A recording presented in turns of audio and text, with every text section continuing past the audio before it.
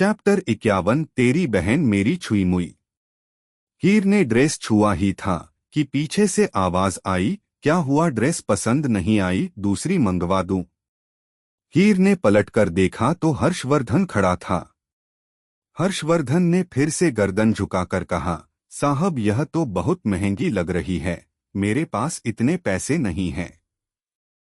हर्षवर्धन बोला, मैंने तुमसे पैसे मांगे। हीर धीरे से बोली, साहब लेकिन मेरे ऊपर इतना खर्चा मत कीजिए, मैं कभी चुका नहीं पाऊंगी। हर्षवर्धन ने शरारती भरे लहजे में कहा, कोई बात नहीं, मैं बिजनेसमैन हूँ, घाटे का सौदा नहीं करता, मैं अपने पैसे वसूल कर लूंगा, फिलहाल तुम तैयार हो जाओ। अब आगे। हर्षवर्धन से बहस करने की हिम्मत हीर में तो नहीं थी। हीर ने ड्रेस उठाई और चुपचाप वॉशरूम में चली गई। हर्षवर्धन तब तक वहीं खड़ा रहा।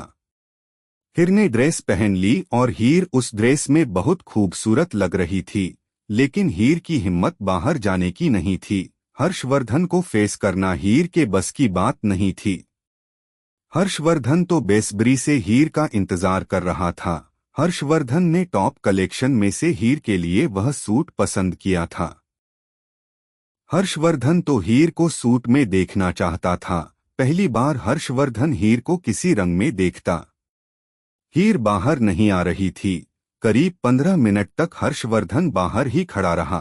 हर्षवर्धन के अंदर इतनी हिम्मत नहीं हो रही थी कि वह हीर को बाहर आने के लिए कह दे। आखिर उन दोनों के बीच रिश्ता ही क्या था जो वह हीर को बाहर आने के लिए कह देता। थोड़ी देर में हर्षवर्धन के कानों में काका की आवाज पड़ी, हर्षवर्धन तुम्हारे मेहमान आ गए हैं, नीचे आ जाओ। ना चाहते हुए भी हर्षवर्धन को उस कमरे से बाहर जाना पड़ा। हर्षवर्धन नीचे आया और उसने अपने मेहमानों को अच्छे से वेलकम किया। करीब 1 घंटा उनके पास बैठने के बाद हर्षवर्धन ने घर के नौकरों को डाइनिंग टेबल की तरफ इशारा करते हुए कहा, तुम लोग खाना लगा दो, मेरे गेस्ट खाना खाएंगे। हर्षवर्धन ने अपने गेस्ट को देखकर इशारा करते हुए कहा, चलिए खाना खा लीजिए। सारे गेस्ट फॉरेनर थे और वह सब डाइनिंग टेबल पर बैठ गए। हर्षवर्धन सबको एक्सक्यूज मी कहकर चला गया। हर्षवर्धन सीधा पीहू के कमरे में गया। हर्षवर्धन ने देखा हीर मिरर के सामने खड़ी है और उसने दुपट्टा सर पर लिया हुआ है। हीर सच में उस सूट में बहुत खूबसूरत लग रही थी। हर्षवर्धन तो हीर को ही देखना चाहता था। हर्षवर्धन धीरे कदमों से हीर के पास गया। हर्षवर्धन ने धीरे से हीर का दुपट्टा उसके सर से उतारकर साइड में डाल दिया। हर्षवर्धन ने हीर के बालों को खोल दिया और हाथों से ही ठीक कर दिया। हर्षवर्धन ने एक छोटी सी बिंदी ली और हीर के माथे पर लगा दी। हीर तो चुपचाप डरी सहमी सी हर्षवर्धन के सामने खड़ी थी। हर्षवर्धन ने ड्रेसिंग टेबल से एक बैंगल का सेट निकाला और हीर को पहना दिया। हीर को तो समझ नहीं आ रहा था उसके साथ क्या हो रहा है। उसके अंदर हर्षवर्धन को रोकने की हिम्मत नहीं थी। वह तो चुपचाप बुत बनी हुई खड़ी थी। हर्षवर्धन ने इयररिंग्स लिए जो साइज में थोड़े बड़े थे और हीर को पहना दिए। हर्षवर्धन ने वीर को हल्का सा मिरर के पास ले जाकर कहा, हीर आंखें उठाकर देखो तुम कितनी खूबसूरत हो। हीर की हिम्मत तो आंखें उठाने की थी ही नहीं। हर्षवर्धन ने फिर से हीर के कानों में धीरे से कहा, हीर एक बार आंख उठाकर देखो, तुम सच में बहुत खूबसूरत हो। हीर ने हिम्मत करते हुए धीरे धीरे अपनी आंखें उठाकर मिरर में देखा। हीर को विश्वास नहीं हुआ कि वह सच में इतनी खूबसूरत है। वो ड्रेस सच में ऐसी थी जैसे हीर के लिए ही बनी हो। हीर ने कुछ नहीं कहा। हर्षवर्धन फिर बोला, हीर चलो नीचे चलते हैं, तुम्हें मेहमानों से मिलवाना है। हीर की आंखें हल्की सी नम हो गई। हीर ने हिम्मत करते हुए धीरे से कहा, साहब मैं कैसे? मैं नहीं मिल पाऊंगी, मैं नहीं जाना चाहती नीचे। वह सब अंग्रेजी भाषा में बोलेंगे और मुझे तो अंग्रेजी भाषा का एक भी शब्द समझ नहीं आता। साहब मैं आपके मेहमानों से मिलने लायक नहीं हूँ। साहब मैं यहीं रहती हूँ, मुझे नहीं मिलना। हर्षवर्धन ने हीर का हाथ पकड़ा और अपनी पकड़ मजबूत करते हुए कहा, देखो हीर, अंग्रेजी बस एक भाषा है, किसी को आती है और किसी को नहीं आती, उससे ज्ञान का लेना देना नहीं है। जैसे तुम्हें भजन आते हैं, उन लोगों को भजन नहीं आते, इस हिसाब से तो वह भी डर रहे होंगे कि हीर को तो इतने अच्छे अच्छे भजन आते हैं और हमें नहीं आते। तुम मेरे साथ नीचे चलो, वह तुमसे कुछ नहीं पूछेंगे, समझी? देखो हीर, अपने डर से बाहर आओ। अगर तुम ऐसे ही डरती रहोगी तो कभी खुश नहीं रह पाओगी। मैं हूं ना तुम्हारे साथ, चलो नीचे। हर्षवर्धन ने थोड़ा जोर दिया तो हीर नीचे आने के लिए तैयार हो गई। हर्षवर्धन ने हीर का हाथ पकड़ा और सीढ़ियों से होता हुआ नीचे आने लगा। हर्षवर्धन के जितने भी गेस्ट थे वह सब हीर को देखने लगे। हीर तो नजरें झुकाए आ रही थी। हर्षवर्धन हीर को डाइनिंग टेबल पर ले आया और उसे अपने पास ही बैठा लिया। सब इंग्लिश में बातें कर रहे थे और हीर के खाने की तारीफ कर रहे थे, जिसे देखकर हर्षवर्धन बहुत प्राउड फील कर रहा था।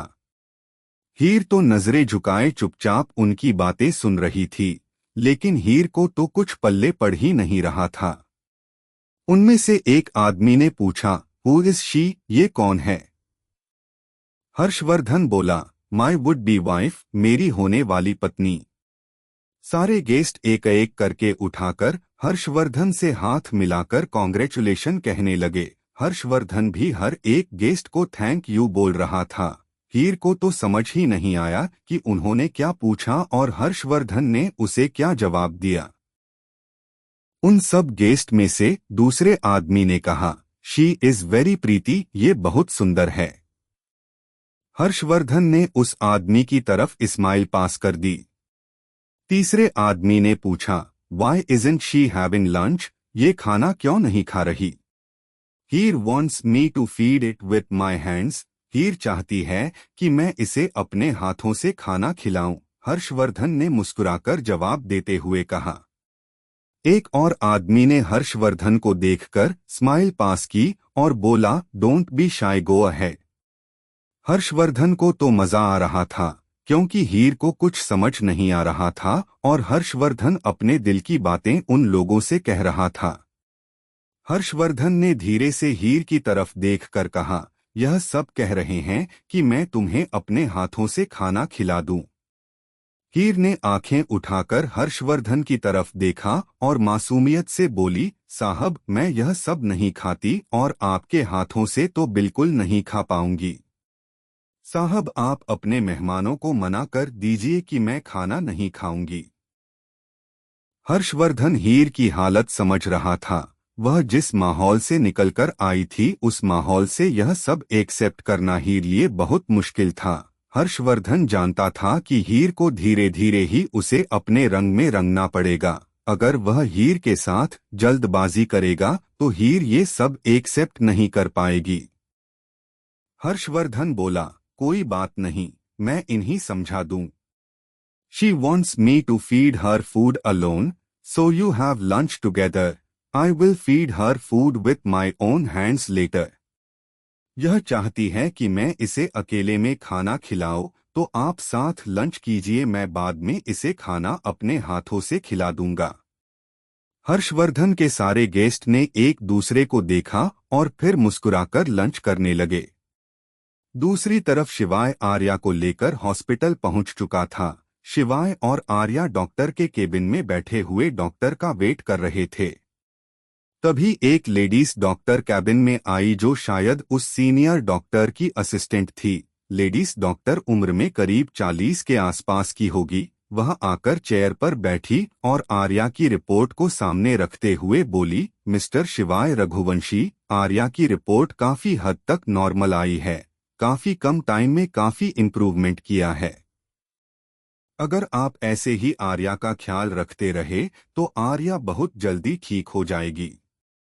शिवाय को डॉक्टर से अकेले में बात करनी थी, इसलिए शिवाय बोला, डॉक्टर, क्या आप केबिन से बाहर आ सकती हैं? मुझे आपसे अकेले में बात करनी है। डॉक्टर उठी और शिवाय को फॉलो करती हुई केबिन से बाहर चली गई। दो शिवाय को देखकर बोली, कहिए मिस्टर रघुवंशी, आपको मुझसे क्या काम बात करनी है? शिवाय बोला, डॉक्टर, मुझे समझ नहीं आता कि मैं आर्या में फीलिंग कैसे डेवलप करूं, लेकिन मैंने नोटिस किया है कि आर्या काफी हद तक अपनी फीलिंग को समझने लगी है। डॉक्टर ने पूछा, क्या आप और आर्या मैरिड है? शिवाय ने नामे गर्दन हिला दी।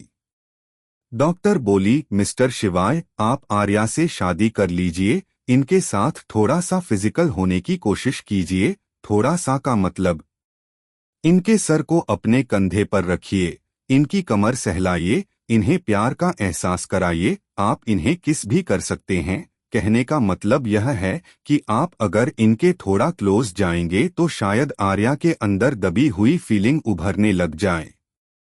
वैसे इन्होंने काफी इम्प्रूवमेंट की है। मैं सच कहती हूँ मिस्टर शिवाय, अगर आपने 3-4 महीने और इनके ऊपर मेहनत कर लेंगे तो यह बहुत जल्द बोलने भी लगेगी।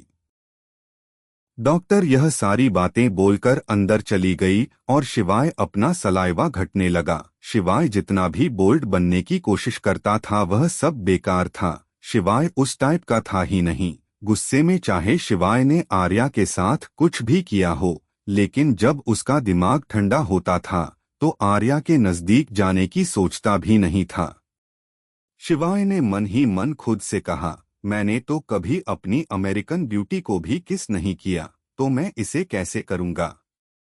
शिवाय ने केबिन की तरफ नजर घुमाकर देखा तो महसूस किया उसका दिल और दिमाग उसे ही देख रहे हैं। दिमाग ने हंसते हुए कहा, साले इतना क्या शर्मा रहा है, तू लड़का है, और वैसे वह तो तुझे मना भी नहीं करेगी। थोड़ा बोल्ड बन, अगर तेरे किस करने से वह ठीक होती है तो बिना सोचे समझे कर दे। शिवाय का दिल बोला, तू पागल है, तू उसके लिए फील करने लगा है, तभी तो उसके ऊपर इतनी मेहनत करता है। जब तुझे उसके लिए फीलिंग आए तभी तू उसके करीब जाना, ऐसे नहीं। ऐसे तो उसका फायदा उठाने वाली बात हो गई। शिवाय ने दांत पीसते हुए कहा, तुम दोनों को ना किसी दिन गोली मार दूंगा, तुम दोनों बिना पूछे मुझे एडवाइस देते हो। इतना कहकर शिवाय भी केबिन के अंदर चला गया। शिवाय ने आर्या की तरफ हाथ बढ़ाया और आर्या ने शिवाय का हाथ थाम लिया। आर्या अब काफी हद तक शिवाय पर ट्रस्ट करने लगी थी। शिवाय बोला, छुई मुई शौर्य से मिलोगी? आर्या ने हाँ में गर्दन हिला दी। शिवाय आर्या को लेकर शौर्य की कमरे की तरफ जाना लगा। कुछ ही मिनटों में शिवाय आर्या को लेकर शौर्य के कमरे में आ गया। शौर्य इस वक्त बेड से टेक लगाकर बैठा था। 4 महीने हॉस्पिटल में रहने के बाद शौर्य को डिस्चार्ज मिलने वाला था। शौर्य ने आर्या को देखा तो उसके चेहरे पर एक मुस्कान आ गई। उसने आर्या को अपने पास आने का इशारा किया। आर्या आकर शौर्य के पास बैठ गई। आर्या ने शौर्य का एक हाथ पकड़कर अपने गाल पर लगा लिया। शिवाय ने कमेंट पास करते हुए कहा, मैंने कहा था ना शौर्य, तेरी बहन को ठीक कर दूंगा। इसकी रिपोर्ट काफी हद तक नॉर्मल आई है। आखिर तेरी बहन मेरी भी तो छुई मुई लगती है। शौर्य ने सुलगती हुई आंखों से शिवाय को देखा और फिर आर्या से पूछा, तुम ठीक हो आरू? आर्या ने हाँ में गर्दन हिला दी। शौर्य ने नोटिस किया तो आर्या ने काफी ब्रांडेड कपड़े पहने हुए थे। आर्या के बाल भी गर्दन तक आ गए थे। आर्या बहुत प्यारी लग रही थी। आर्या का वेट भी बढ़ा हुआ लग रहा था। चैप्टर 52। रघुवंशी परिवार के लोग तमीज भूल गए हैं।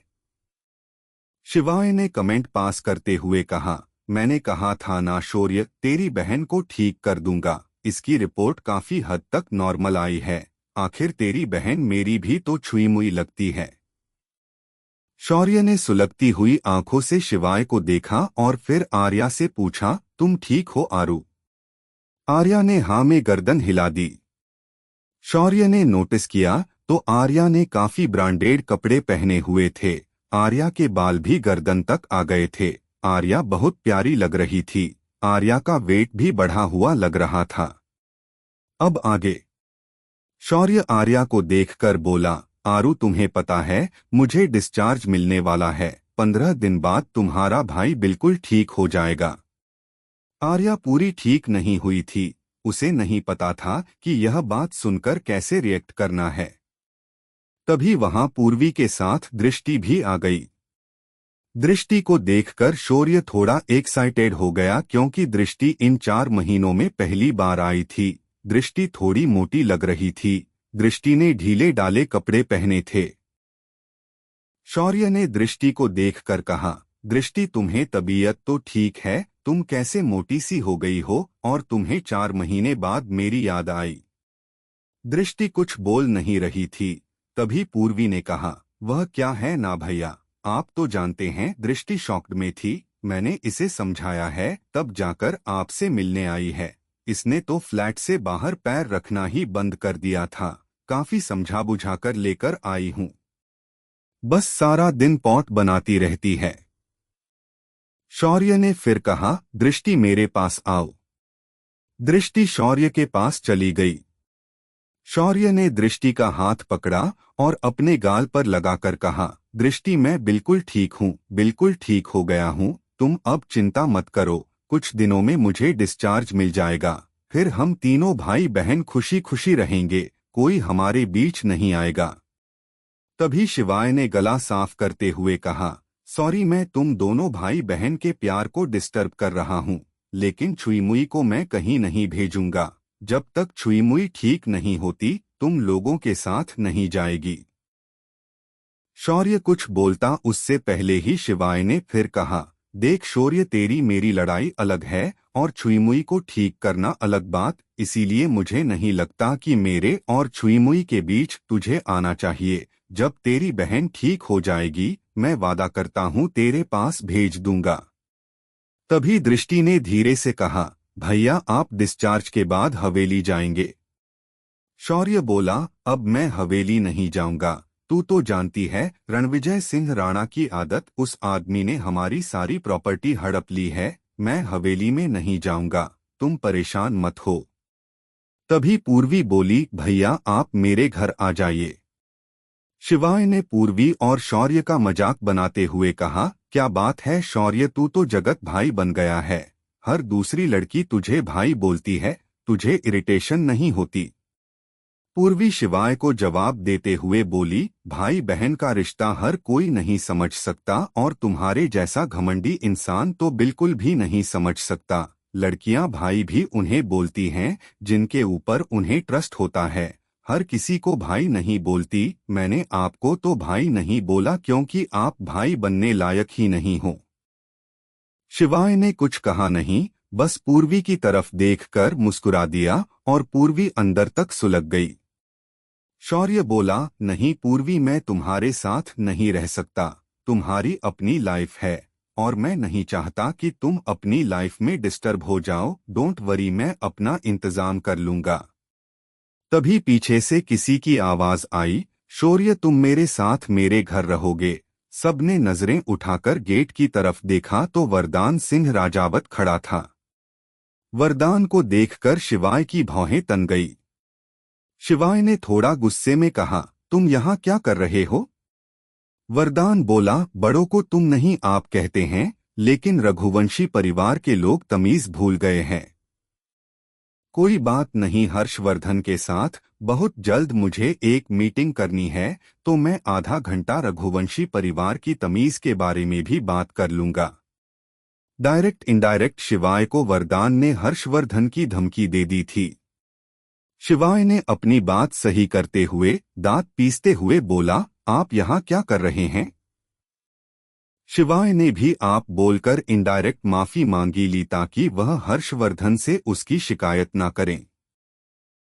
वरदान ने हल्का सा मुस्कुराकर कहा, मैं शौर्य से मिलने आया हूँ, जैसे तुम मिलने आए हो, लेकिन मैं तुम्हारी तरह ताने नहीं मारता, हालचाल पूछता हूँ। वरदान ने दृष्टि और आर्या को देखा। वरदान का दिल हुआ कि वह दृष्टि और आर्या को गले लगा ले, लेकिन फिलहाल वरदान ऐसा कर नहीं सकता था। वरदान की कुछ मजबूरियां थी जिसके चलते वह इन तीनों भाई बहन को अपने बारे में कुछ नहीं बता सकता था। वरदान ने आर्या को देखा तो उसका मासूम सा चेहरा देखता ही रहा। वरदान में ना चाहते हुए भी आर्या के सिर पर हाथ रखकर कहा, कैसी हो आरू? वरदान के ऐसा करने से आर्या थोड़ी सी सहम गई और वह शिवाय के पीछे आकर खड़ी हो गई। शिवाय के चेहरे पर एक डेविल स्माइल आ गई और उसने वरदान को देखकर कहा, छुई मुई, इनसे डरने की जरूरत नहीं है। दिखने में तो यह काफी अट्रैक्टिव लग रहे हैं। तुम्हारे बाप के उम्र के हैं, इनसे क्या डरना। लगता है मिस्टर वरदान सिंह राजावत का आशीर्वाद छुई मुई को नहीं चाहिए। वैसे यह आशीर्वाद क्या देंगे, यह तो धमकी देते हैं। वरदान बोला, वक्त वक्त की बात है मिस्टर शिवाय रघुवंशी, पर वक्त हमेशा एक सा नहीं रहता। वक्त तो अच्छे अच्छों को नचा देता है। शिवाय ने भी हल्का सा मुस्कुराकर कहा, लगता है मिस्टर वरदान राजावत सिंह, आपको वक्त ने बहुत नचाया है। अपने एक्सपीरियंस से बोल रहे हैं आप? वरदान बोला, जब मुझे वक्त ने नचाया था तब तुमने मुझे नहीं देखा, लेकिन वक्त नचाता सबको है। जब वक्त तुम्हें नचाएगा तो मैं जरूर देखूंगा। शिवाय ने एक मुस्कुराहट वरदान को पास की और शौर्य को आंखों आंखों में बोला, मैं जा रहा हूँ। शिवाय ने आर्या का हाथ पकड़ा और चला गया। शिवाय के जाने के बाद वरदान ने शौर्य को देखकर कहा, शौर्य, तुम्हारे पिता के मुझ पर बहुत एहसान है, मैं वह कभी नहीं चुका सकता। लेकिन तुम अगर मेरा बिजनेस ज्वाइन कर लो तो मुझे बहुत खुशी होगी। वरदान और शौर्य के बीच में बहुत सारी बातें हुई और फाइनली शौर्य ने वरदान का ऑफर एक्सेप्ट कर लिया। वरदान ने दृष्टि को भी अपने साथ चलने के लिए कहा, लेकिन दृष्टि ने मना कर दिया। वरदान बोला, प्लीज दृष्टि, हमारे साथ चलो, शौर्य भी तो वहां होगा। दृष्टि बोली, नहीं अंकल, मैं नहीं जा सकती। मैं पोर्ट बनाती हूँ, बहुत जल्द मेरे पोर्ट का एग्जीबिशन होने वाला है, उसके लिए मुझे बहुत तैयारी करनी है, तो मैं नहीं आ पाऊंगी। मैं पूर्वी के साथ ही कंफर्ट हूँ। वरदान ने भी दृष्टि को ज्यादा फोर्स नहीं किया। दृष्टि पूर्वी के साथ उसी के फ्लैट में चली गई। वरदान ने शौर्य को देखकर कहा, क्या तुम्हारी बहन के साथ कोई प्रॉब्लम है? शौर्य बोला, नहीं, कोई प्रॉब्लम नहीं है, बस वह अकेले रहना चाहती है। शौर्य दृष्टि के दिल की हालत समझता था, इसीलिए उसने फोर्स नहीं किया। वरदान बोला, दृष्टि की आंखों का इलाज क्यों नहीं करवाते? शौर्य बोला, अंकल, मेरे पास पैसे नहीं है, और अगर पैसे होते भी तो भी मैं दृष्टि का इलाज नहीं करवाता, पहले आरू का इलाज करवाता। लेकिन मेरे पास इतने पैसे भी नहीं हैं कि मैं अपनी आरू का इलाज करवा दूं। इसलिए वह शिवाय रघुवंशी के साथ चली गई। शिवाय रघुवंशी उसका इलाज करवा रहा है। आरू की रिपोर्ट काफी हद तक नॉर्मल है, शायद शिवाय उसे पूरा ठीक कर दे। आपने देखा आरू को अब शिवाय रघुवंशी पर भरोसा होने लगा है। आपसे डरकर वह शिवाय के पीछे छुप गई। शौर्य चुप ही हुआ था कि वरदान ने एक सवाल और उसके सीने पर दाग दिया है। वरदान बोला, क्या शिवाय तुम्हारा अच्छा दोस्त है?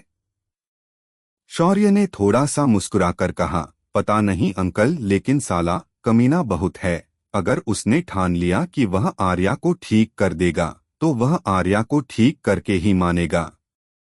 शिवाय ने आर्या की बीमारी को एक चैलेंज के रूप में लिया है और अब वह कुत्ता उस चैलेंज को जीत कर ही मानेगा। शिवाय की आदत है, अगर उसने एक बार चैलेंज एक्सेप्ट कर लिया तो उस चैलेंज को जीतने के लिए जमीन आसमान एक कर देगा। अब तो शिवाय आर्या को ठीक करके ही मानेगा। मुझे डर इस बात का है कि कहीं शिवाय आर्या को प्यार ना करने लगे। अगर शिवाय आर्या को प्यार करने लगा तो वह कभी आरू को मेरे पास वापस नहीं भेजेगा।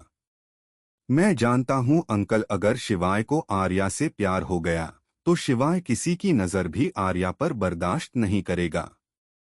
दूसरी तरफ ऑस्ट्रेलिया में दिव्यांश और पैंथर रेडी हो रहे थे।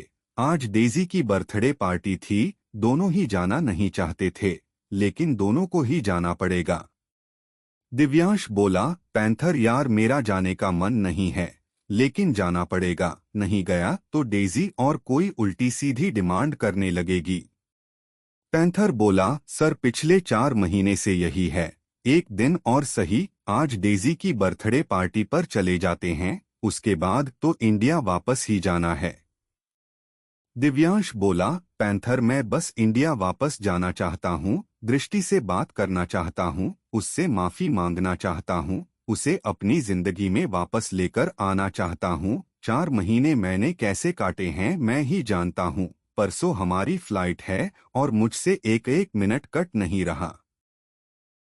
सर सब ठीक हो जाएगा। यहाँ आपने इतने दिन काटे हैं, 2 दिन और सही, उसके बाद तो मैं और आप दोनों मिलकर दृष्टि में भाभी को ढूंढ लेंगे। पैंथर के मुंह से भाभी सुनकर दिव्यांश के चेहरे पर मुस्कुराहट आ गई। पैंथर फिर बोला, सर मुझे यह डेजी कुछ ठीक नहीं लगती, कोई अपने बर्थडे की पार्टी भी पोस्टपोन करता है और इसने अपने बर्थडे पार्टी 3 महीने पोस्टपोन कर दी। इसके दिमाग में कुछ और ही चल रहा है। दिव्यांश बोला, पता नहीं क्या चल रहा है, मैं तो जैसे तैसे पार्टी में 2 घंटे बिताऊंगा और निकल जाऊंगा। तभी पैंथर का फोन वाइब्रेट हुआ। पैंथर ने अपना फोन चेक किया तो उसकी आंखें बड़ी हो गई। पैंथर बोला, सर मैंने कहा था ना आपसे कि डेजी के आपके दिमाग में कुछ चल रहा है। दिव्यांश ने अपना कोट पहनते हुए कहा, क्या चल रहा है? पैंथर बोला, सर आज वह आपको खाने की फिराक में है। यह सुनते ही दिव्यांश को खांसी आ गई और पैंथर के चेहरे पर एक मुस्कुराहट। पैंथर ने पास रखे गिलास को उठाया और दिव्यांश को देते हुए कहा, सर इतना एक्साइटेड होना भी ठीक नहीं है, मैं समझ रहा हूँ, इसे पी लीजिए। दिव्यांश तो गुस्से में पैंथर को देख रहा था। दिव्यांश बोला, पैंथर क्या बकवास कर रहे हो? क्या कहना चाहते हो तुम? पैंथर ने अपने कंधे उचकाकर कहा, वही जो आप सुन रहे हैं, शिवाय सर की गलती नहीं है। डेजी ने शिवाय सर से भी यही डिमांड की थी और शिवाय को ना चाहते हुए भी उसकी यह डिमांड पूरी करनी पड़ी। शिवाय और शौर्य दोनों ने मिलकर डेजी मैम का बेवकूफ बना दिया और अब इस चीज का बदला वह आपसे लेना चाहती हैं। पैंथर बोल तो रहा था लेकिन उसके चेहरे से साफ पता चल रहा था वह दिव्यांश का मजाक उड़ा रहा है। दिव्यांश थोड़ा गुस्सा होकर बोला, पैंथर तू कुछ कर वरना मैं तुझे गोली मार दूंगा। पैंथर थोड़ा हंसते हुए बोला, उसका हुस्ना आपकी जवानी और गोली मैं खाऊं? ये तो नाइंसाफी है। सर इतना क्या सोच रहे हैं, मजे लीजिए, डेजी मेन फिगर मेंटेन करके रखती है। सर सोच कर देखिए, जब आग और पानी का मिलन होगा तो कितना धुआं उठेगा। डन। चैप्टर 53 थप्पड़ यहाँ लगेगा और आवाज इंडिया तक जाएगी। पैंथर बोल तो रहा था लेकिन उसके चेहरे से साफ पता चल रहा था वह दिव्यांश का मजाक उड़ा रहा है। दिव्यांश थोड़ा गुस्सा होकर बोला, पैंथर तू कुछ कर वरना मैं तुझे गोली मार दूंगा। पैंथर थोड़ा हंसते हुए बोला, उसका हुस्ना आपकी जवानी और गोली मैं खाऊं? ये तो नाइंसाफी है। सर इतना क्या सोच रहे हैं, मजे लीजिए, डेजी मेन फिगर मेंटेन करके रखती है। सर सोच कर देखिए, जब आग और पानी का मिलन होगा तो कितना धुआं उठेगा। अब आगे। दिव्यांश गुस्से में बोला, पैंथर मजाक के मूड में बिल्कुल नहीं हूं। अगर डेजी ऐसा कुछ सोच रही है तो मैं उसे आज सच में गोली मार दूंगा। पहले उसे मारूंगा और फिर तुझे मारूंगा। मतलब मेरा मरना तय है, चाहे गलती किसी की भी हो, मारूंगा मैं ही, पैंथर ने जवाब देते हुए कहा। दिव्यांशु रूम से जाता हुआ बोला, बिल्कुल ठीक, तू ही मरेगा और अगर तू चाहता है कि तू जिंदा रहे तो डेजी को मुझसे 6 फुट दूर रखना। अगर वह मेरे नजदीक आई तो तू गया। पैंथर भी दिव्यांश के पीछे पीछे चला गया और फिर कुछ सोच कर बोला, सर मेरे पास एक आइडिया है, लेकिन आप उस आइडिया के लिए अग्री नहीं करोगे। इसके अलावा हमारे पास सेकंड ऑप्शन नहीं है और ना ही इतना टाइम है कि मैं बैठकर कोई प्लानिंग करूं। दिव्यांश रुक गया और पैंथर को सवाल भरी नजरों से देखने लगा। पैंथर बोला, सर आप 2 घंटे के लिए गे की एक्टिंग कर लीजिए ना। दिव्यांश गुस्से में बोला, थप्पड़ खींच कर मारूंगा, थप्पड़ यहाँ लगेगा और आवाज इंडिया तक जाएगी और कुछ सोच। पैंथर बहुत सोच कर फिर बोला, तो फिर आप मुझे गोली ही मार दो, क्योंकि मैं तो इससे ज्यादा नहीं सोच सकता। दिव्यांश गाड़ी में बैठता हुआ गुस्से में फिर बोला, इस डेजी की बच्ची को मैं देखता हूँ, हम भाइयों को समझती क्या है, हमारी कोई इज्जत नहीं है। रघुवंशी ब्रदर्स अगर अपनी पर आ गए तो एक एक की हड्डी तोड़ देंगे। लगता है आज डेजी की हड्डी टूटनी निश्चित है। पैंथर ड्राइविंग सीट पर बैठाता हुआ बोला, अरे सर, क्या कह रहे हैं आप? ऐसा नहीं कर सकते, हम ऑस्ट्रेलिया में किसी को नहीं मार सकते। आप यहाँ से खून करके जाएंगे क्या? एक लड़की को कैसे मारेंगे, वह भी वह लड़की जिसकी वजह से हमारा बिजनेस चल रहा है? ऐसा नहीं हो सकता सर, आप उसे नहीं मार सकते। गुस्से पर काबू रखिए, मैं कुछ ना कुछ सोचता हूँ। दिव्यांश गुस्से में सीट बेल्ट लगाता हुआ बोला, तो जल्दी सोच ले, वरना मैं सच कह रहा हूँ, डेजी मेरे हाथों से मर जाएगी। शिवाय ने उसे छोड़ दिया क्योंकि वह नरम दिल का है, पर मैं नहीं हूँ, मैं तो जान से ही मार दूंगा। पैंथर ने गाड़ी स्टार्ट कर दी। दिव्यांश ने वही गाना प्ले किया जिसे वह रोज सुनता था। गाना सुनकर पैंथर के चेहरे पर एक मुस्कान आ गई। पैंथर बोला, सर, यह गाना कब तक सुनेंगे आप? जब तक दृष्टि मेरी बाहों में नहीं आ जाती, जब तक ये आंखें दृष्टि को देख नहीं लेती, जब तक मैं दृष्टि से माफी नहीं मांग लेता, जब तक मैं दृष्टि से शादी नहीं कर लेता, जब तक मैं दृष्टि के चेहरे पर मुस्कान नहीं देख लेता। एक यही गाना है पैंथर, जिसके सहारे मैंने 4 महीने काट लिए, वरना एक एक पल काटना भारी हो रहा था। दिव्यांश ने एक ही सांस में यह सारी बातें कह दी। दिव्यांश ने मोबाइल निकालकर फिर से उसी फोटो को देखने लगा, जो फोटो 3 साल पुरानी थी, जिसमें दृष्टि और दिव्यांश एक ही सोफे पर बैठे थे। पूर्वी का फ्लैट। दृष्टि बालकन में बैठी हुई मिट्टी से पोर्ट बना रही थी। वो बार बार पोर्ट बनाती है और वह पोर्ट बार बार खराब हो जाता। दृष्टि बार बार पॉट बनाती, फिर भी वह खराब हो जाता। पूर्वी हाथ बांधे हुए उसे देख रही थी। पूर्वी बोली, दृष्टि क्या है, क्या कर रही हो, क्यों अपनी जिंदगी के साथ खिलवाड़ कर रही हो? एक तो तुम्हारा यह डिसीजन ही गलत था कि तुम यह बेबी कैरी करना चाहती हो, और अब जब तुम यह डिसीजन ले ही चुकी हो तो कम से कम अपना ध्यान तो रखो। अपने लिए ना सही, इस बेबी के लिए ही टाइम से खा पी लिया करो। लेकिन नहीं, तुम तो पोट में ही लगी रहती हो। तुम्हें देखकर साफ पता चलता है कि तुम कितनी टेंशन में हो। अगर तुम टेंशन में रहोगी तो बेबी की ग्रोथ सही नहीं हो पाएगी। समझने की कोशिश क्यों नहीं करती तुम? तुमने शौर्य भैया को भी नहीं बताया। तुम्हें नहीं लगता कि तुम्हें शौर्य से छुपाना नहीं चाहिए था? पूर्वी की बात सुनकर दृष्टि फूट फूट कर रोने लगी। दृष्टि ने अपने हाथ पॉट से हटा लिए। पॉट की शेप अब भी खराब थी। दृष्टि सुबकते हुए बोली, मेरी जिंदगी इस पोर्ट की तरह हो गई है, जिसकी ना कोई शेप है, ना कोई वजूद। पूर्वी, तू ही बता, इस बच्चे को कैसे मार देती? जो कुछ भी हुआ उसमें गलती मेरी भी थी। मिस्टर रघुवंशी ने मुझे गुस्से में कितनी बार कहा कि मैं उनके नजदीक ना जाऊं। उन्होंने मुझे वार्न भी किया, लेकिन मैं फिर भी उनके नजदीक गई। पता नहीं, पूर्वी दिव्यांश के छूने में बहुत मीठा सा एहसास था। उन्होंने इन 5 दिनों में एक बार भी मुझे फिजिकली हर्ट नहीं किया। वो बहुत प्यार से मेरे साथ इन्वॉल्व होते थे।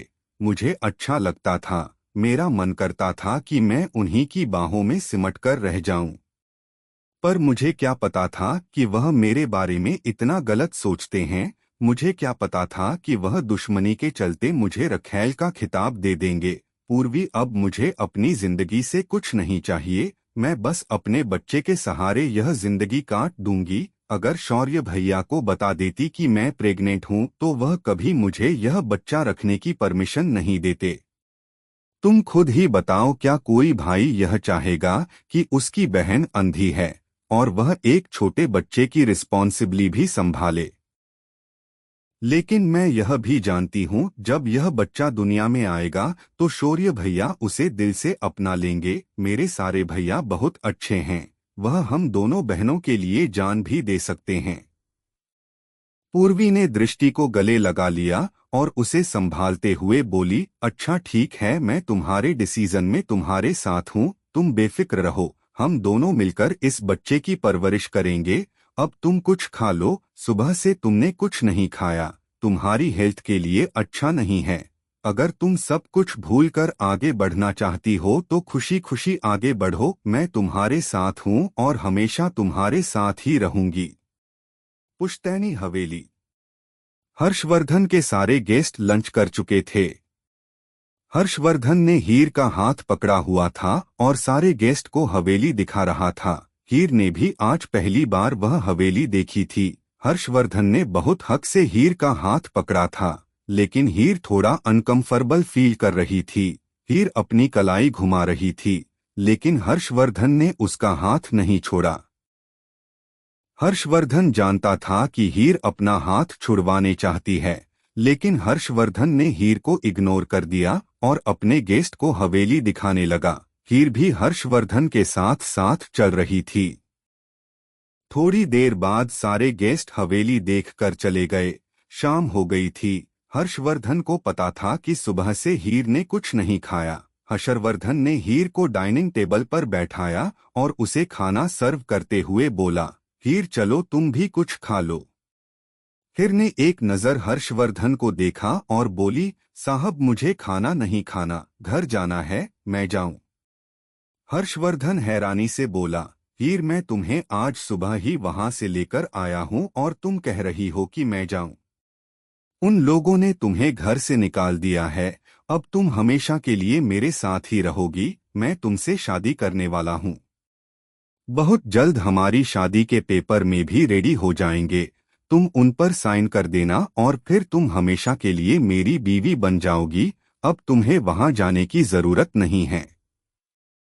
हीर को कुछ समझ नहीं आ रहा था कि आखिर हो क्या रहा है। उसे लगा उसके ससुराल वालों ने गुस्से में उसे निकाल दिया, वह शाम को वापस जाएगी तो वह उसे रख लेंगे। उसे नहीं पता था कि हर्षवर्धन अब हमेशा के लिए उसे उस नर्क से निकाल कर ले आया है। हीरो धीरे से बोली, साहब लेकिन मेरे गोविंद वही है, मैंने सुबह से गोविंद को भी भोग नहीं लगाया, तो फिर मैं कैसे खा लूं, और अगर मैं बिना गोविंद को भोग लगाए खाना खाऊंगी तो मेरे गोविंद नाराज हो जाएंगे। हर्षवर्धन बोला, फिर चलो खड़ी हो जाओ, हम चौधरी साहब के घर जाएंगे और तुम्हारे गोविंद को अपने साथ लेकर आएंगे, तुम्हारा गोविंद हमेशा तुम्हारे साथ रहेगा। हीर चेयर से खड़ी हो गई। हर्षवर्धन ने फिर से हीर का हाथ पकड़ा और चौधरी साहब के घर ले आया। हीर ने जो सूट पहना था उसे देखकर ही लग रहा था कि वह कितना महंगा था। चौधरी साहब के बहू बेटे हीर को देखकर अंदर ही अंदर जल रहे थे और तान्या का खून तो लगभग सूख ही गया था। हर्षवर्धन और हीर को देखकर चौधरी साहब के बहू ने तंज कसते हुए कहा, तो आखिर तुम इसे छोड़ने आ ही गए, लेकिन साहब अब हम इस लड़की को यहाँ नहीं रखेंगे, इसे जहाँ से लाए हो वही ले जाओ। अगर आपको यह लगता है कि आप इस लड़की को यहाँ छोड़ देंगे और खुद चले जाएंगे तो मैं ऐसा नहीं होने दूंगी, धक्के मारकर इस लड़की को यहाँ से निकाल दूंगी। जितने घमंड से इसे लेकर गए थे अब उसी घमंड के साथ इसे हवेली में रखो, हमारा इससे कोई लेना देना नहीं है। हर्षवर्धन को गुस्सा आ गया। हर्षवर्धन बोला, चौधरी साहब अपने बेटे की बहू को समझा कर रखिए, मेरी माँ की उम्र की है, इसीलिए मैं इनसे बहस नहीं करना चाहता, वरना आप जानते हैं मेरी पावर कितनी है। हर्षवर्धन ने फिर चौधरी साहब की बहू की तरफ देखकर कहा, अपने दिमाग से यह फितूर निकाल दीजिए कि मैं हीर को इस नर्क में दोबारा भेजूंगा। हीर हमेशा के लिए मेरी हो गई है, अब हीर को कुछ बोलना तो दूर की बात, आंख उठाकर भी देख लिया तो उसकी आंखों को निकालने में मुझे ज्यादा टाइम नहीं लगेगा। चौधरी साहब तो बेबसी से हर्षवर्धन को देख रहे थे, फिर उन्होंने नजर घुमाकर अपनी बहू को देखा और उसे चुप रहने का इशारा किया। हर्षवर्धन ने हीर को देखकर कहा, जाओ अपने गोविंद लेकर आओ। हीर अपने कमरे में चली गई। हीर ने अपने गोविंद अपने हाथों से उठाए और बाहर ले आई। हर्षवर्धन ने फिर से हीर का हाथ पकड़ा और चौधरी साहब के घर से जाने लगा।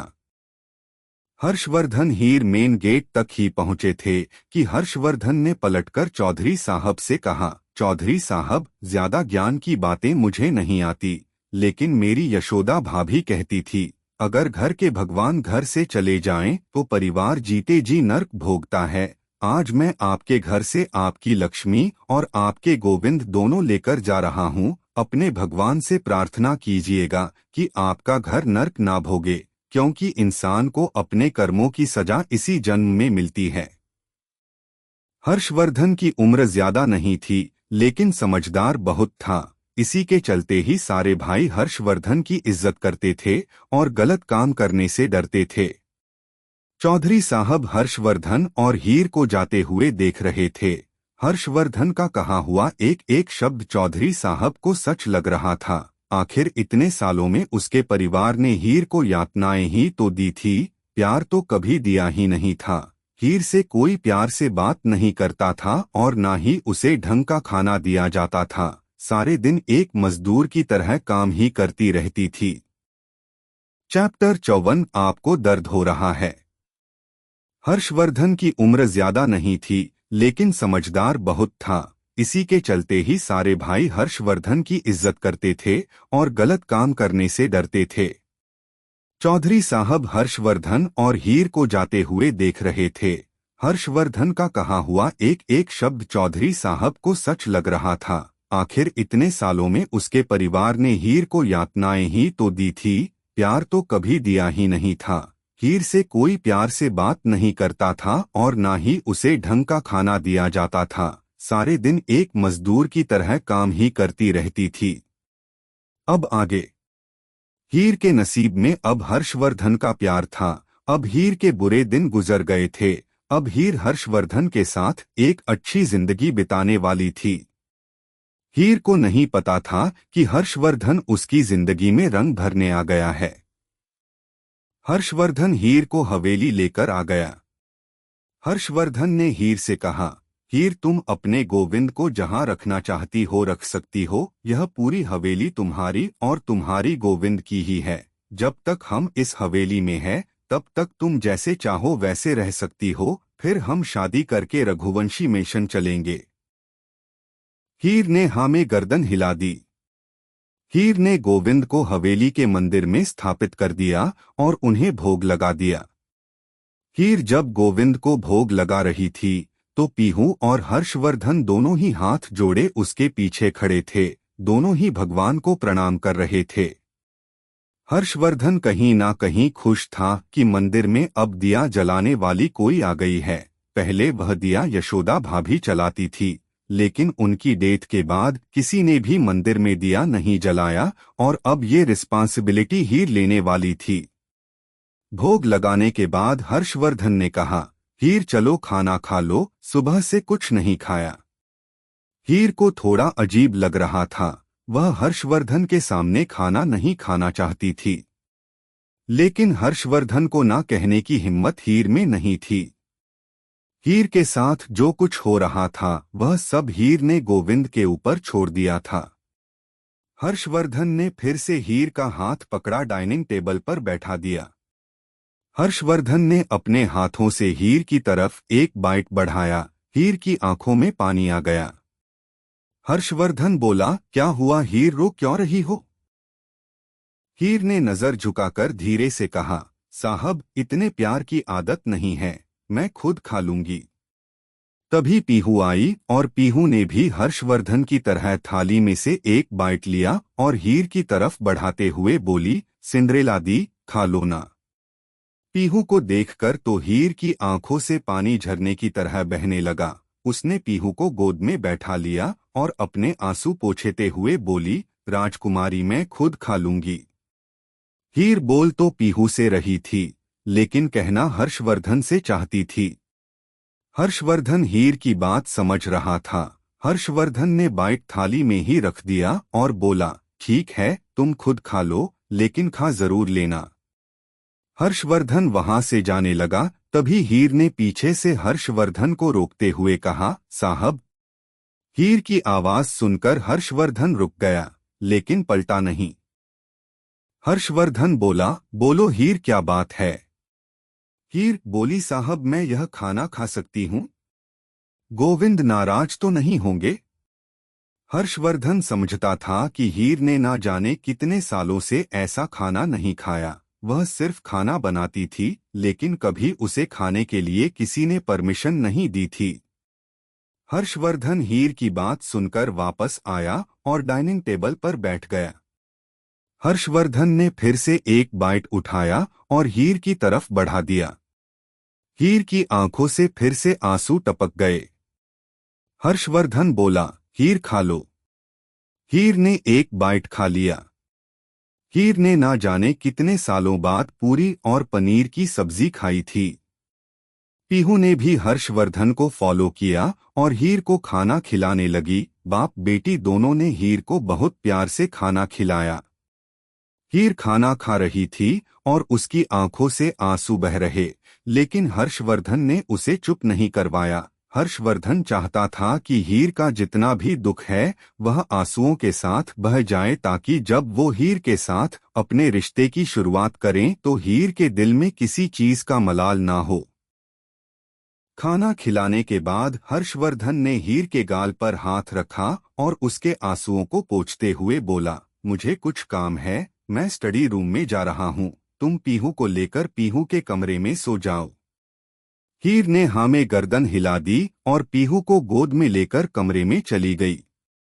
विराज मिशन 4 महीने बीत गए थे।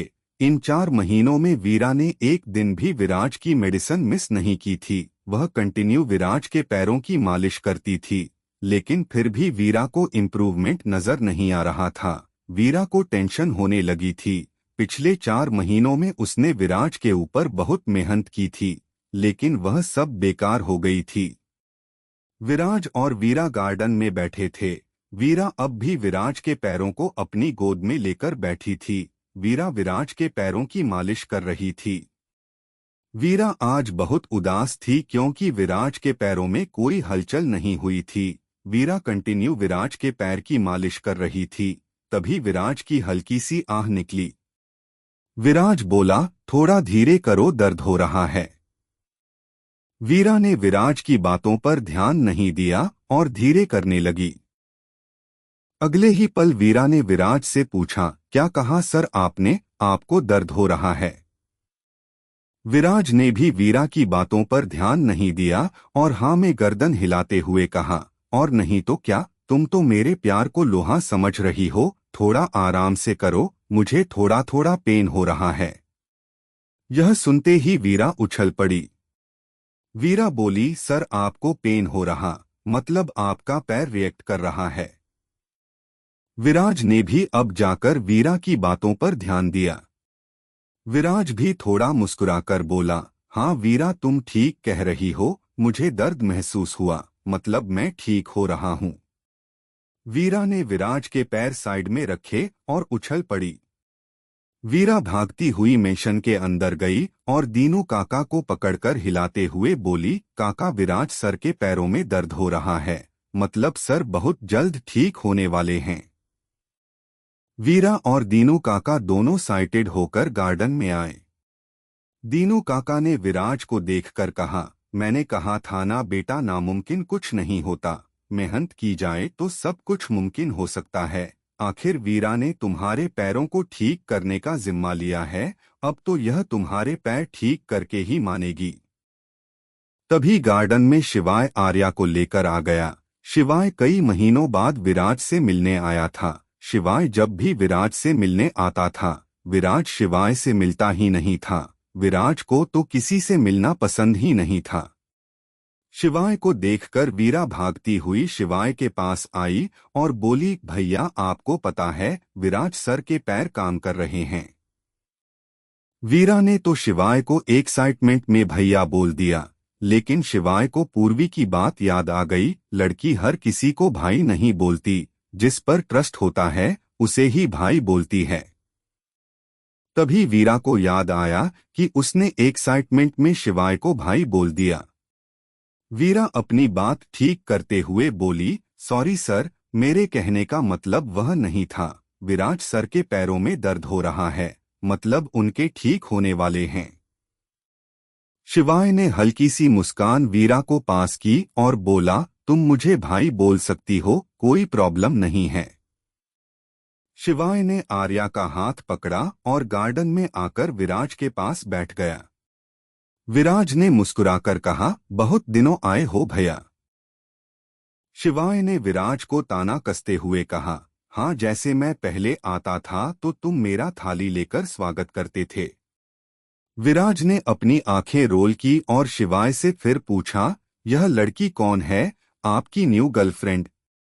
न्यू गर्लफ्रेंड दिमाग सही है तुम्हारा, तुम तो ऐसे बोल रहे हो जैसे आज से पहले मेरी बहुत सारी गर्लफ्रेंड थी। यह आर्या है, आर्या राजपूत, शौर्य की बहन, शिवाय ने चढ़कर कहा। विराज ने थोड़ा गुस्से में कहा, शौर्य की बहन आपके साथ क्या कर रही है? क्या आपने शौर्य को माफ कर दिया या आपको अपनी दोस्ती ज्यादा प्यारी लगने लगी? क्या आप भूल गए कि मेरे पैर शौर्य की वजह से खराब हुए हैं? शिवाय बोला, शांत हो जा गदाधारी भीम, मैंने शौर्य को इतना पनिश कर दिया है कि आगे से वह कभी भी हमारी तरफ आंख उठाकर नहीं देखेगा। लेकिन मुझे सच का पता लगाना है। राजवीर सही कहता है, कहीं ना कहीं हम कुछ मिस कर रहे हैं। जहां तक मैं शौर्य को जानता हूं, अगर उसने एक्सीडेंट किया होता तो वह गिल्ट से कब का मर गया होता। लेकिन शौर्य मेरी आंखों में आंखें डालकर मुझे धमकी दे देता है। एक बार सच का पता चल जाए, एक्सीडेंट किसने किया है, फिर मैं उसे छोड़ूंगा नहीं। और अगर एक्सीडेंट शौर्य ने किया होगा तो भी मैं शौर्य की जान लेकर ही रहूंगा। शिवाय की बात सुनकर विराज थोड़ा शांत हो गया। मिराज और शिवाय दोनों ने आज बहुत दिनों बाद अच्छे से बात की थी। दोनों ही एक दूसरे से बात करके खुश थे। शिवाय आज विराज से मिलकर बहुत ज्यादा शांति महसूस कर रहा था। ऊपर से विराज के पैरों में दर्द होना शिवाय को अच्छा लग रहा था। शिवाय ने करीब 2 घंटा विराज से बात की और फिर वीरा को देखकर बोला, वीरा मुझे तुमसे अकेले में कुछ बात करनी है। शिवाय अंदर चला गया और वीरा भी शिवाय को फॉलो करती हुई उसके पीछे पीछे चली गई। शिवाय और वीरा दोनों की एक कमरे में बातें कर रहे थे। शिवाय बोला, वीरा तुमने यह चमत्कार कैसे किया? डॉक्टर ने तो साफ मना कर दिया था कि उसके पैर कभी ठीक नहीं होंगे। मैं तुम्हें बस एक उम्मीद से लेकर आया था और मेरी यह उम्मीद पूरी हो गई, पर तुमने यह सब किया कैसे? विराज को ट्रीटमेंट के लिए मना कैसे लिया? विराज तो किसी की बातें नहीं मानता। वीरा खुद पर प्राउड करते हुए बोली, वह क्या है ना भैया, अगर विल पावर स्ट्रांग हो तो सब कुछ हो सकता है। विराज सर को लगता था कि वह कभी ठीक ही नहीं हो पाएंगे। मैंने उनके अंदर यह बात डाल दी कि वह ठीक हो सकते हैं। मैंने डॉक्टर से झूठ बुलवा दिया कि उनके पैर ठीक हो सकते हैं। विराज सर ने यह बात मान ली और वो टाइम से मेडिसिन लेने लगे और मैं भी रेगुलर उनके पैरों की मालिश करती रही। अब देखिए आज उनके पैरों में हलचल हो रही है। शिवाय ने मुस्कुराकर कहा, तुम्हारा एहसान नहीं भूल सकता। कभी भी तुम्हें शिवाय रघुवंशी की जरूरत हो तो बेझिझक कह देना। वीरा बोली, इसकी जरूरत नहीं है भैया, बस जब सर के पैर ठीक हो जाएंगे तब आप मेरा कॉलेज में एडमिशन करवा देना। मैं फैशन डिजाइनर बनना चाहती हूँ। शिवाय बोला, बेफिक्र रहो, तुम फैशन डिजाइनर भी बनोगी और तुम्हें एक अच्छी कंपनी में जॉब भी मैं ही दिलवा दूंगा, या तुम रघुवंशी इंडस्ट्रीज में भी जॉब कर सकती हो। शिवाय की बात सुनकर वीरा खुश हो गई। शिवाय और वीरा दोनों ही बात कर रहे थे। दोनों इस बात से अनजान थे कि विराज उन दोनों की बातें कमरे के बाहर से सुन रहा है। विराज को झूठ से सख्त नफरत थी। जब विराज को यह पता चला कि वीरा ने उसे झूठ बोला है तो विराज को गुस्सा आ गया, लेकिन उसने गुस्सा उस वक्त नहीं निकाला और चुपचाप गार्डन में चला गया। चैप्टर 55 रघुवंशी ब्रदर्स क्या खाते हैं? शिवाय बोला, बेफिक्र रहो, तुम फैशन डिजाइनर भी बनोगी और तुम्हें एक अच्छी कंपनी में जॉब भी मैं ही दिलवा दूंगा, या तुम रघुवंशी इंडस्ट्रीज में भी जॉब कर सकती हो। शिवाय की बात सुनकर वीरा खुश हो गई। शिवाय और वीरा दोनों ही बात कर रहे थे। दोनों इस बात से अनजान थे कि विराज उन दोनों की बातें कमरे के बाहर से सुन रहा है। विराज को झूठ से सख्त नफरत थी। जब विराज को यह पता चला कि वीरा ने उसे झूठ बोला है तो विराज को गुस्सा आ गया, लेकिन उसने गुस्सा उस वक्त नहीं निकाला और चुपचाप गार्डन में चला गया। अब आगे। शिवाय वापस से गार्डन में आया और विराज से थोड़ी सी बात करके आर्या को लेकर वहां से चला गया। विराज अब गुस्से में बैठा था, लेकिन विराज का गुस्सा तो बेबुनियाद था। वीरा ने अगर विराज से झूठ भी बोला था तो इसमें विराज का ही फायदा था। विराज टाइम से मेडिसिन लेता था, जिसकी वजह से ही विराज के पैर में दर्द महसूस हुआ था। लेकिन इस वक्त विराज इस बारे में नहीं सोच रहा था। उसके दिमाग में तो एक ही बात घूम रही थी, एक इनोसेंट सी लड़की ने उसे से झूठ बोला।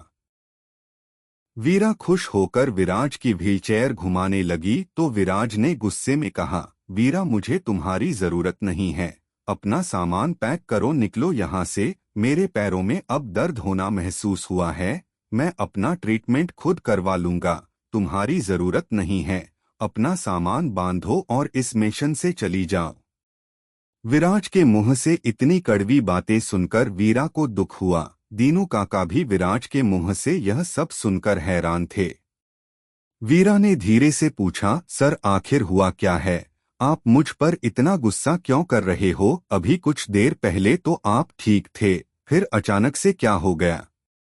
विराज बोला, मुझे झूठे लोग पसंद नहीं है और तुमने मुझसे झूठ बोला। मेरी बीमारी को लेकर तुम मुझसे झूठ बोलती आई। मेरे पैर ठीक होने के चांसेस बिल्कुल नहीं थे, लेकिन तुमने मुझसे झूठ बोला कि मेरे पैर ठीक हो सकते हैं। विराज की बात सुनकर वीरा को गुस्सा आ गया और वह भी गुस्से में ही बोली, सर आप खुद को समझते क्या है? आपको देखकर नहीं लगता कि आप रघुवंशी परिवार से हैं, क्योंकि दिमाग तो आपके अंदर है ही नहीं। लगता है पैरों के साथ साथ दिमाग भी खराब हो गया है। इतनी सी बात आपके दिमाग में नहीं आई कि मैंने झूठ बोला तो इसमें आपका ही फायदा था। वीरा की बात सुनकर विराज ने सुलगती हुई आंखों से वीरा को देखा और चिल्लाकर बोला, तुम्हारी हिम्मत कैसे हुई मुझसे ऐसे बात करने की? तुम हो क्या दो कौड़ी की औकात नहीं है तुम्हारी? मेरे सामने बोलोगी? पैसों के लिए कुछ भी कर सकती हो। शिवाय ने तुम्हें पैसे ऑफर किए और तुमने मुझसे झूठ बोल दिया। मुझे तो लगता है तुमने अपने बारे में जो कुछ बताया वह भी झूठ ही था। तुम बस पैसों से प्यार करती हो। अब मैं तुम्हें और बर्दाश्त नहीं कर सकता, जाओ यहाँ से। विराज की कड़वी बातें वीरा के दिल को चीर रही थी, लेकिन वीरा ने फिर भी शांति से काम लिया। वह भी विराज के दिल की हालत समझ रही थी कि विराज बीमार है। जो इंसान पिछले 1 साल से व्हीलचेयर से नहीं उठा, उस इंसान का चिड़चिड़ा होना एक आम बात है। वीरा ने अपनी छोटी सी जिंदगी में इतने धक्के खाए थे कि वह बहुत समझदार हो गई थी। मैच्योर होने के लिए उम्र का ज्यादा होना जरूरी नहीं है। वीरा ने अपनी जिंदगी में इतने दुख देखे थे कि विराज का कड़वा बोलना उसे ज्यादा दुखी नहीं कर रहा था। वीरा अपना दर्द छुपाने में एक्सपर्ट हो गई थी। वीरा ने अपने दर्द को छुपा लिया और फिर शांति से बोली, सर मेरी बात समझने की कोशिश करो। अगर मैं आपको झूठ नहीं बोलती तो आप कभी भी ट्रीटमेंट के लिए रेडी नहीं होते। आप खुद ही देखिए, आप ट्रीटमेंट के लिए रेडी हुए तो आपके पैरों में दर्द महसूस हुआ। अब आप जल्दी ठीक हो जाओगे। हाँ, मैं जल्दी ठीक हो जाऊंगा, लेकिन अब मुझे तुम्हारी जैसी झूठी लड़की की जरूरत नहीं है, इसीलिए चली जाओ यहाँ से, इससे पहले कि मैं तुम्हारे साथ और ज्यादा मिसबिहेव करूं। चली जाओ इस मिशन से, और तुम्हारे जितने भी पैसे हैं वह मैं तुम्हारे मुंह पर मार दूंगा। विराज ने भी चेयर घुमाते हुए गुस्से में कहा।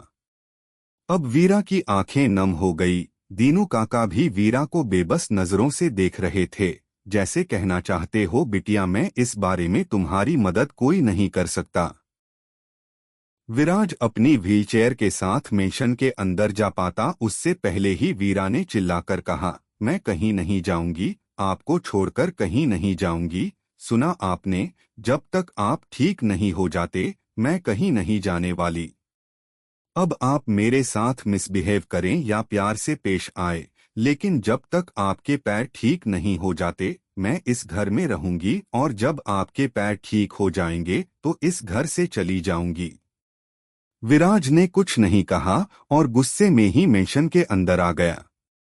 ऑस्ट्रेलिया में पैंथर दिव्यांश दोनों ही पार्टी में पहुंच गए थे। दिव्यांश को गुस्सा आ रहा था कि डेजी उसके साथ कैसी हरकत करना चाहती है। पैंथर और दिव्यांश दोनों ही बार काउंटर के पास खड़े थे। तभी डेजी आई और दिव्यांश की तरफ हाथ बढ़ाते हुए बोली, कैसे हैं मिस्टर दिव्यांश। दिव्यांश को तो गुस्सा आ रहा था। पैंथर ने सिचुएशन को संभालते हुए डेजी से हाथ मिलाकर कहा, हम दोनों ठीक हैं, आप बताइए कैसी हैं। पैंथर का हाथ मिलाना डेजी को अच्छा नहीं लगा, लेकिन वह अपनी ही पार्टी में कोई सीन क्रिएट करना नहीं चाहती थी। डेजी इतना तो समझ रही थी कि दिव्यांश उसे इग्नोर कर रहा है। डेजी ने दिव्यांश को देखकर मुस्कुराकर कहा, दिव्यांश क्या तुम ऐसा डांस करना चाहोगे। दिव्यांश कुछ बोलता उससे पहले ही पैंथर बोल पड़ा, मैडम मैं आपके साथ डांस करना चाहता हूँ। डेजी को गुस्सा तो बहुत आ रहा था, लेकिन पैंथर ने जबरदस्ती उसका हाथ पकड़ा और डांस फ्लोर पर ले गया। पैंथर डेजी के साथ डांस करता हुआ बोला, मैडम मान जाइए, क्यों आग के साथ खेल रही है, जल जाएंगी। आप जानती नहीं है दिव्यांश सर को, सारी दुनिया एक तरफ और उनका गुस्सा एक तरफ। डेजी ने मुस्कुराकर कहा, तो तुम मेरी इंटेंशन जानते हो, और अगर जानते हो तो तुम्हें नहीं लगता कि तुम्हें अपने दिव्यांश सर को मना लेना चाहिए। सच कहती हूँ, एक बार मेरे साथ टाइम स्पेंड करने के बाद दिव्यांश मुझे कभी नहीं भूलेगा। अरे मैडम आप सर को छुए उससे पहले ही सर आपको गोली मार देंगे। आप जानते नहीं हो दिव्यांश सर को, उन्हें कोई छुए तो उन्हें बर्दाश्त नहीं होता। उन्होंने अपने आप को छूने का हक बस दृष्टि भाभी को दिया है, पैंथर ने समझाते हुए डेजी से कहा। डेजी बोली, दिव्यांश शादीशुदा है, लेकिन मैंने तो उसकी ऐसी कोई खबर नहीं सुनी। पैंथर बोला, शादीशुदा नहीं है, लेकिन बहुत जल्द दृष्टि भाभी से शादी करने वाला है। आप क्यों दिव्यांश और दृष्टि के बीच आ रही हैं। देसी मुस्कुराकर बोली, पैंथर तुम तो जानते ही हो हाई सोसाइटी में क्या होता है। मैं भी तो अपने हस्बैंड को चीट कर रही हूँ, अगर दिव्यांश भी कर लेगा तो कौन सी बड़ी आफत आ जाएगी। पैंथर डेजी को समझाते हुए फिर बोला, मैडम आप समझती नहीं हैं, दिव्यांश सर इंडिया से हैं और एक संस्कारी फैमिली से बिलोंग करते हैं। वह किसी लड़की के करीब नहीं जाते और जिसके जाएंगे उससे शादी कर लेंगे। उनकी जिंदगी में दृष्टि नाम की लड़की आ चुकी है, अब वह सारी उम्र उसी के साथ रहना पसंद करेंगे। डेजी बोली, कितने बोरिंग होते हैं इंडियन, भला एक ही लड़की के साथ दिव्यांश अपनी पूरी जिंदगी कैसे बिता सकता। पैंथर एक गहरी सांस लेकर बोला, मैडम हम इंडियन ऐसे ही होते हैं, ऑस्ट्रेलिया वालों की तरह हर जगह मुंह नहीं मारते। मैडम इंडिया की यही खास बात है कि वहाँ कोई किसी से प्यार कर ले तो उसे मरते दम तक नहीं छोड़ता। समझ लीजिए दिव्यांश सर को दृष्टि भाभी से प्यार हो गया और अब यह प्यार उनकी मौत पर ही खत्म होगा। डेजी बोली, जो भी हो लेकिन मुझे आज रात दिव्यांश चाहिए। अब तो पैंथर का भी दिमाग घूमने लगा। पैंथर ने मन ही मन खुद से कहा, इस औरत को कितना भी समझा लो लेकिन यह मानने वाली नहीं है। इसने तो जैसे ठान ही लिया कि यह सर के हाथों मर कर ही मानेगी। अब मैं इस सिचुएशन को कैसे हैंडल करूं, लेकिन करना तो पड़ेगा ही। यह दिव्यांश सर के बिना नहीं मानेगी और दिव्यांश सर इसे मारे बिना नहीं मानेंगे।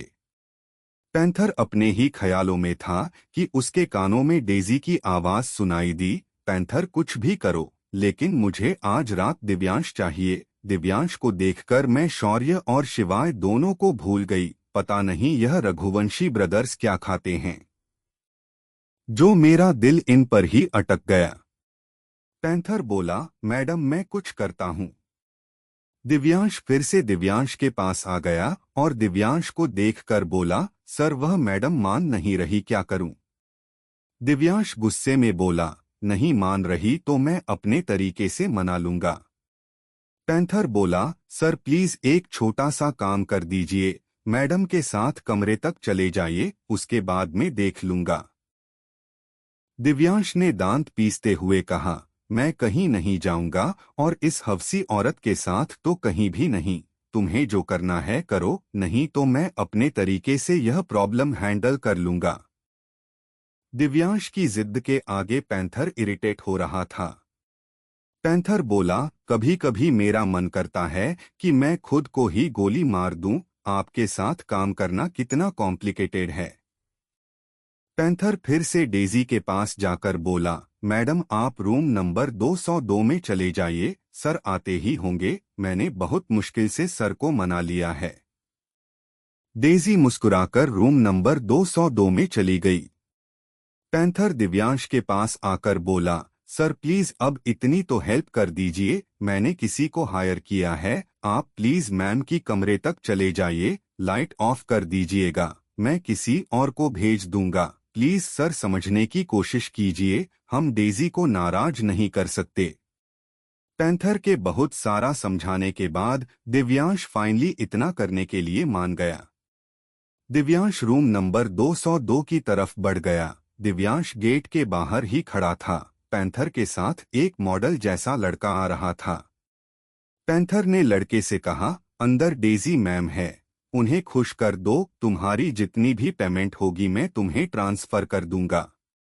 उस लड़के ने हाँ में गर्दन हिला दी। दिव्यांश रूम के अंदर चला गया। डेजी इस वक्त बहुत ही कम कपड़ों में उसके सामने थी। दिव्यांश को गुस्सा तो बहुत आ रहा था, लेकिन फिलहाल वह कुछ नहीं कर सकता था। डेजी ने वाइन की बोतल लेकर बेड पर बैठ गई और बहुत ही सेक्सुअल तरीके से दिव्यांश को देखने लगी। दिव्यांश ने अगले ही पल लाइट ऑफ कर दी। डेजी के चेहरे पर एक मुस्कुराहट आ गई। कमरे में पूरा अंधेरा था। दिव्यांश कमरे से चला गया और वह लड़का जिसे पैंथर ने हायर किया था वह कमरे में आ गया। उस लड़के ने डेजी को फुल सेटिस्फाई कर दिया। डेजी भी दिव्यांश समझकर उसके साथ एंजॉय कर रही थी। दिव्यांश और पैंथर दोनों ही वहां से चले गए थे। पैंथर ने उस लड़के को अच्छे से समझा दिया था कि सुबह होने पर क्या करना है। दिव्यांश और पैंथर दोनों ही होटल रूम में थे। कुछ ही देर में दोनों की फ्लाइट थी। दिव्यांश का एक एक मिनट एक से एक जन्म के बराबर कट रहा था। दिव्यांश अगर शक्तिमान होता तो अब तक घूमकर अपनी दृष्टि के पास पहुंच जाता है।